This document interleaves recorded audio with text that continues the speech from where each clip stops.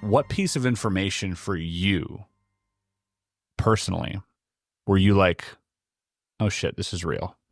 Yeah, that's interesting. So I had just John Mack's material in the beginning, which was very moving for sure. A lot of things I didn't understand what they were referencing because it was from a different culture. So I kind of like, well, I think once I found the school was still there, and then I got on a plane very quickly. Like, I have got to go there. And that kind of opened up, I wasn't convinced either way. I mean, I knew these people were telling the truth. It's pretty obvious that you can tell. Yeah. I mean, people know when people are truthful. Yeah. It's in the eyes and behavior.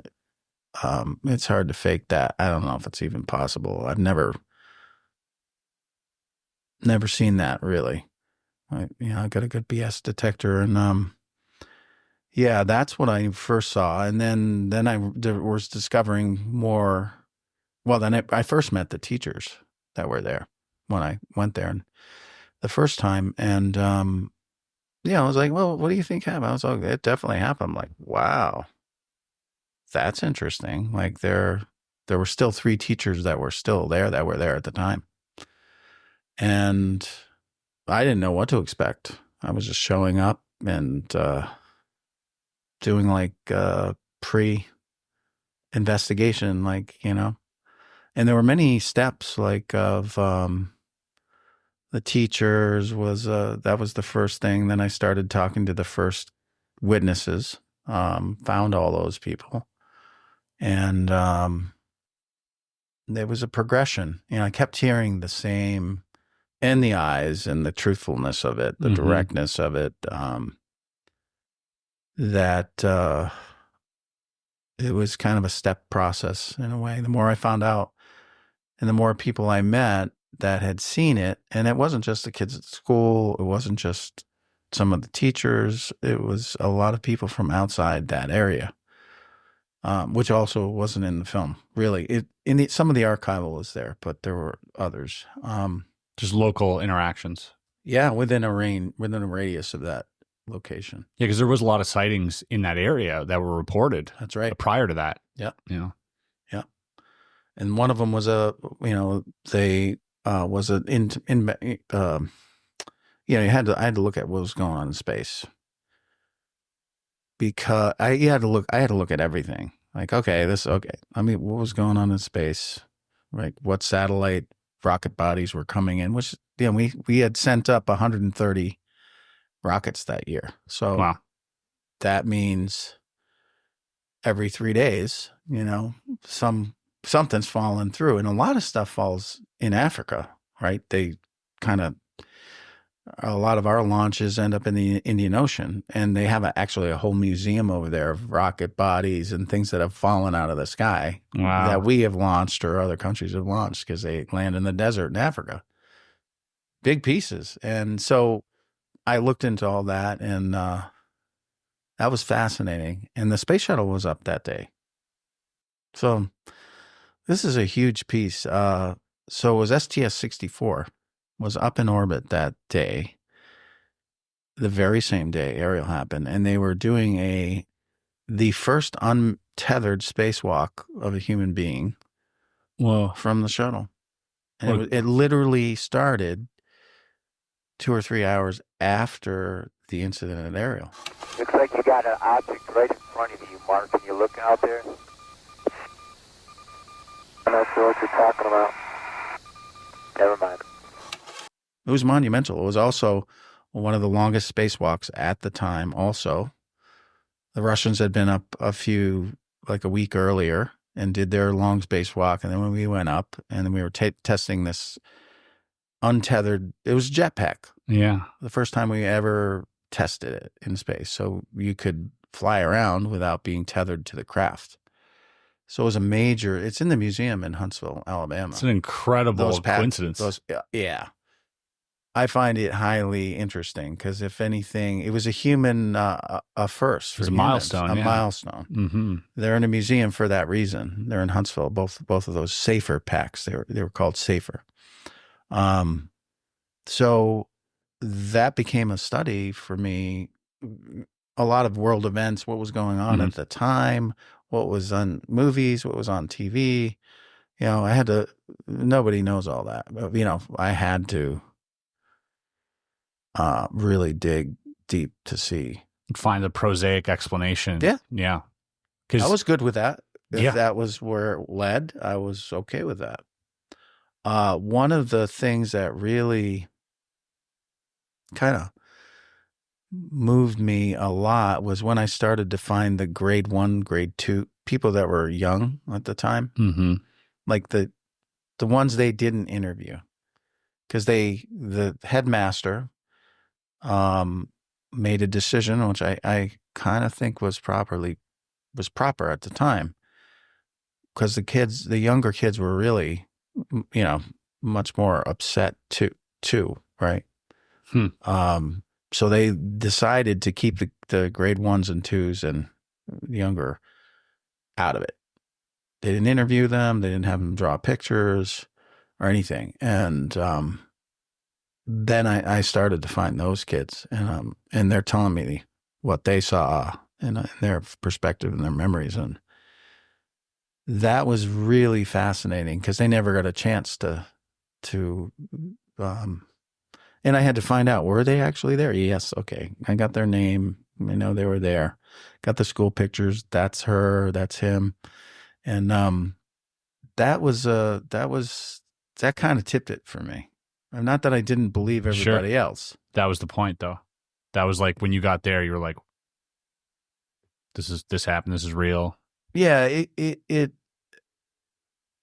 I just remember those interviews, because they never got a chance to speak about it, and they had never forgotten it. And it was the same thing. And it was also the other witnesses too, but it was just certain excitement that they had talking about it. That was felt a little bit different.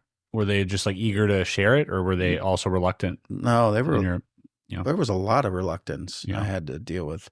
There were kids that were, they would not share. I mean, there's no question it left a very big impression on them and affected their lives. And these kids had also seen not just the craft, but creatures. Yeah. That came out of that. Yeah. Yeah. And then, you know, I saw a lot of people struggling with religion. Like, what did this mean? Was it the devil? Was it, you know, I saw a lot of that struggle. Yeah. So there were quite a few reluctant people. I found more of the reluctance from the males, you know, than the females. And to me, Frank, it's always like that for some reason. Men are like, we're guarded, we're like, you know, more sure of reality, it seems like, and for some reason, you know, I think naturally women are just a little bit more open to, you know, esoteric sort of explanations of things, or spirituality in that case, or just open to other options. And maybe that softens the blow for them, ontologically speaking. Like they don't go through the same brick wall that we do. I agree. I think that is a thing where it's males just have a very much harder not being in control. And you know, there's all the stigma or whatever that are put on men more than women. I mean, women have their own thing too. It's just I definitely noticed that quite a bit with the witnesses. But yeah, there was definitely moments where I was just like, oh yeah, this definitely happened. Definitely. There was you know, obviously, just like any major sighting, there's always a sort of government presence that tends to impose itself to try and control the situation. What was it like with that? Did you I know there was that, but how much did that deter you or inspire you to keep going? From the Zimbabwean government? Yeah. Well, I had to be really careful with that. It's a dictatorship. And, at the time it happened, Tim Leach from the BBC finally found him, and Gunter, who's the last surviving investigator who was on the scene. They all did excellent work at the time. They really did. But he had gone to the military to see, did you guys have this on radar? Which they said their radar was down. And then people would report that, I think they were flying F-4 Phantoms at the time. Older, hand-me-downs. But people were seeing them flying really low altitude, like they were looking for something through that whole area. A lot of witnesses to that. But when I was in the country the first time, that was 2008. I wasn't supposed to be in the country. That's when the New York Times reporter got arrested. When I flew out of wow. Oh yeah, it was political violence. People were being killed and tortured. Was